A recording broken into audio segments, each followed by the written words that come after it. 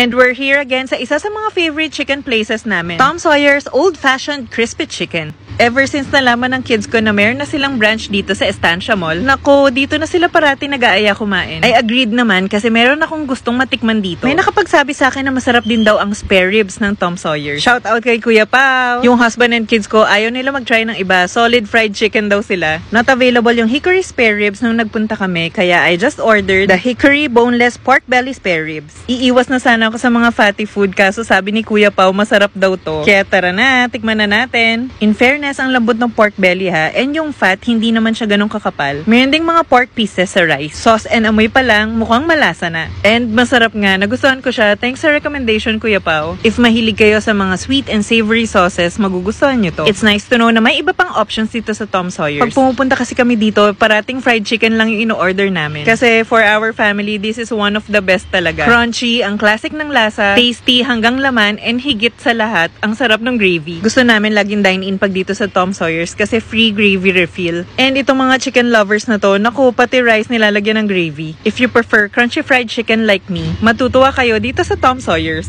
Crunchy and very tasty in every bite. Kayo ba guys, what's the best fried chicken for you?